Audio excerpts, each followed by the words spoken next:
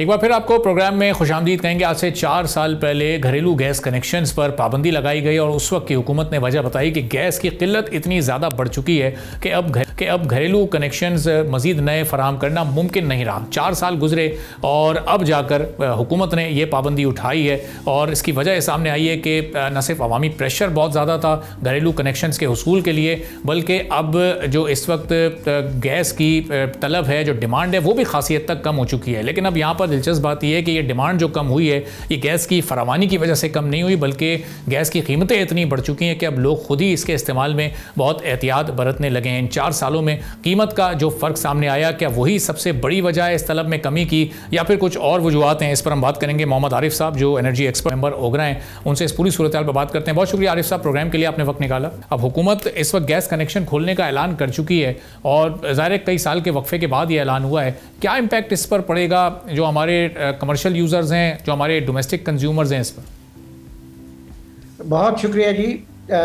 ये ऐलान इन वे तो ठीक ही है कि चलें गैस कनेक्शन नए देंगे, लेकिन इस ऐलान के साथ कुछ चीज़ें बड़ी अजीब सी, मतलब ये कंप्लीट पॉलिसी, वो जो एक होती है ना प्रोडक्टिव पॉलिसी, ये नहीं है। मैं उसको एक्सप्लेन करने के लिए कोशिश करूँगा कि क्यों मैं कहता हूँ प्रोडक्टिव पॉलिसी नहीं है। ये आज ही इसकी बिजनेस रिकॉर्डर की न्यूज़ में प्राइम मिनिस्टर साहब ने फरमाया कि क्योंकि 4 साल पहले गैस की जो शॉर्टेज थी, जिसकी वजह से हमें उस वक़्त बैन लगाना पड़ा और अब वो शॉर्टेज ख़त्म हो गई है। सबसे पहले तो इस स्टेटमेंट को मैं कोशिश करूँगा कि क्लैरिफाई करूँ कि ये गैस की शॉर्टेज नहीं थी। उस वक़्त गैस की शॉर्टेज थी जिसकी वजह से लगाया, आपने बैन लगाया, लेकिन अब गैस की वाफर मिकदार अवेलेबल नहीं है। हुआ क्या है कि गैस की डिमांड कम हुई है। गैस की डिमांड क्यों कम हुई है? वो आपने इतनी गैस की प्राइसेस बढ़ा दी हैं, डोमेस्टिक की भी, कमर्शियल की भी, इंडस्ट्रियल की, कि ऑटोमेटिक लोगों की जो पेइंग कैपेसिटी है उसकी वजह से डिमांड आपकी बहुत कम हुई है और उसकी वजह से आपने फिर ये पहले शुरू कर दिया शॉर्ट टर्म के, अच्छा जी इंपोर्ट वाली जो LNG है उसके कार्गो डेफर कर दें, जो लोकल गैस की प्रोडक्शन ऑल दो कर्टेल्ड और रिड्यूस प्रोडक्शन रेट है उसको भी और कम कर दें, तो फील्डों को बंद कर देते हैं ताकि उसको एडजस्ट करें। दूसरी तरफ इस पॉलिसी का जो एक बहुत, या इस जो ऑपरेशनल अरेंजमेंट का जो नेगेटिव इम्पैक्ट ये था, या नेगेटिव पहलू ये था, या आज तक भी है, कि गैस की लोड शेडिंग भी चल रही है। जिन लोगों को ऑलरेडी गैस दी हुई है, कनेक्शन दिए हुए हैं, उनको भी सहूलत इसलिए नहीं है कि उनकी लोड शेडिंग चल रही है। सो एक तो ये स्टेटमेंट मुझे ठीक करनी थी कि ये गैस की ओवर सप्लाई नहीं हुई, गैस की डिमांड कम हुई है। अच्छा। और इनकी गैस की सेल कम हुई है, जिसकी वजह से कुछ एडिशनल गैस के वॉल्यूम आज की डेट में अवेलेबल है। लेकिन एट द सेम टाइम अगर वो वॉल्यूम अवेलेबल है तो पहले एग्जिस्टिंग कंज्यूमर को सेटिस्फाई करें, फिर आप डोमेस्टिक के नए कनेक्शन देने की बजाय आप कमर्शियल और इंडस्ट्रियल को दें ताकि आपकी इकोनॉमी का पहिया चले। डोमेस्टिक को अगर आप देते हैं तो आप लोगों की जो पेइंग कैपेसिटी है और कम कर देते हैं। उसकी वजह यह है कि जो पहले गैस की डोमेस्टिक गैस प्रोडक्शन के बेस पे जो डोमेस्टिक गैस के कनेक्शन दिए हुए हैं उसके गैस की प्राइस में और इस गैस प्राइस में जो RLNG का कहते हैं बहुत फर्क होगा। ये ऑलमोस्ट 100% इसकी प्राइस फर्दर बढ़ जाएगी। सो इन दोनों का अब दूसरी इसमें अंदर बहुत ही नेगेटिविटीज हैं। फॉर एग्जांपल आपके पड़ोस में आपके घर में ऑलरेडी गैस का कनेक्शन लगा हुआ है, आपके पड़ोस में RLNG का नाम लगा के कि जी ये RLNG का नया कनेक्शन है, तो उसको डबल रेट पे करना पड़ेगा।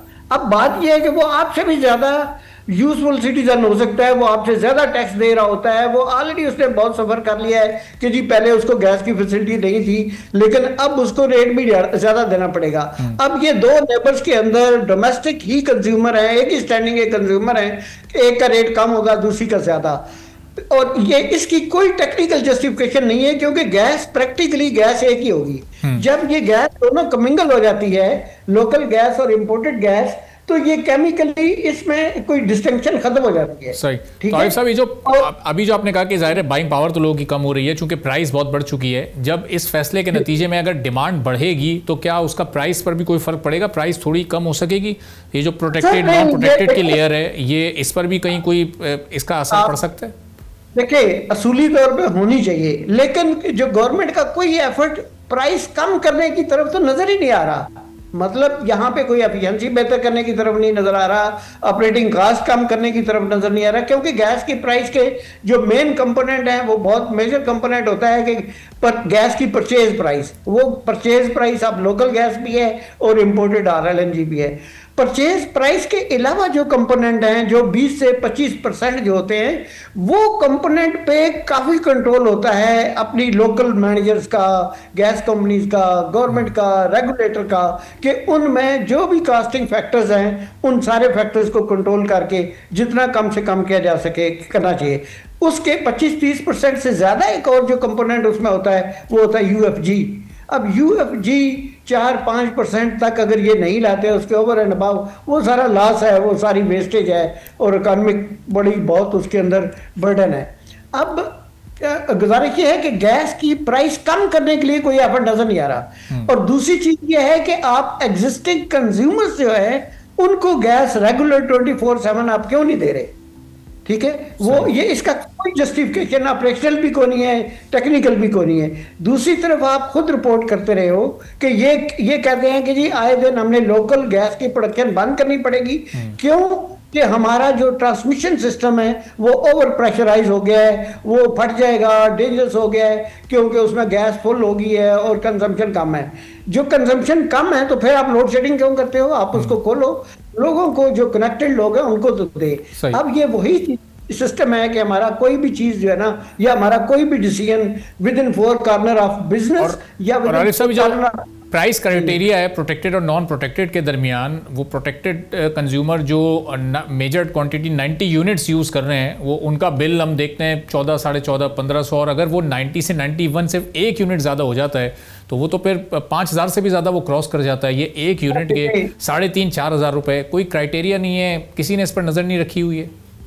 ये बिल्कुल, मैंने आज भी आर्टिकल लिखता है, आजकल मैं बड़े आर्टिकल लिख रहा हूँ जिसमें बड़ा मैं बोल्ड होकर ये बता रहा हूँ कि ये बड़ा, जिसको कहते हैं ना, बड़ा टाइट रेगुलेटरी कैप्चर है। रेगुलेटरी कैप्चर क्या है कि ऐसी रेगुलेशंस बनाई जा रही हैं कि जिस रेगुलेशंस की गार्ड के अंदर रहते हुए ये कहा जाता है कि ये क्योंकि रेगुलेशन है, ये ओगरा की प्रोसीजर है और ये लॉ है, इस वजह से ये कंपोनेंट हमने इसके अंदर करना ही है। ये जो प्रोटेक्टेड और नॉन प्रोटेक्टेड कैटेगरी की कोई तो नहीं है, और आप जो कह रहे हैं ना कोई क्राइटेरिया नहीं है, ये नेगेटिव या एडवर्स क्राइटेरिया है। अच्छा। वो एडवर्स क्राइटेरिया क्या है कि आपने खुद ही फरमाया कि 9 डेकामीटर जो है ना, उससे अगर एवरेज 3 महीने की गैस की कंजम्पशन बढ़ जाए तो वो नॉन प्रोटेक्टेड कैटेगरी में चली जाती है। और टेक्निकली स्पीकिंग देखें, सर्दी के 3 महीने वो छोटे से छोटा घर है, उन बेचारों को भी मौसम की वजह से गैस को यूज करना पड़ता है, कंजम्पशन उनकी बढ़ जाती है और वो ऑटोमेटिक जो है वो नॉन प्रोटेक्टेड कैटेगरी में चले जाते हैं। जब वो नॉन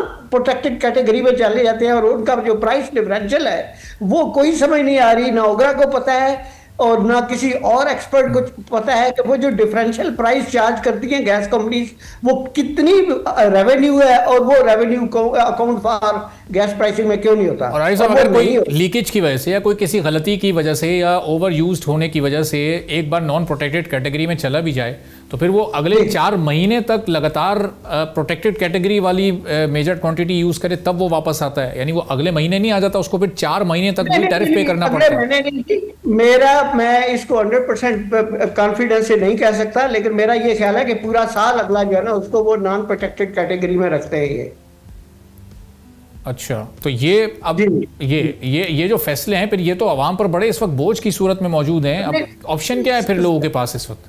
सर देखिए, लोगों के पास ऑप्शन, मतलब टू बी ऑनेस्ट, हर तरफ से लोगों को, जिसको कहते हैं ना टैक्सेशन हो, उसको ऐसे घेर घार के लोगों को की जो जेब जो है ना उनको इतना बर्डन डाल दिया गया है। यूटिलिटी की प्राइसेस, गैस हो, इलेक्ट्रिसिटी हो, उसमें डाल दिया गया है। पेट्रोल की प्राइसेस हो, उसमें डाला हुआ है 80-90 रुपया, तो वो पेट्रोलियम लेवी चार्ज करते हैं हर पेट्रोल के, हर लीटर के।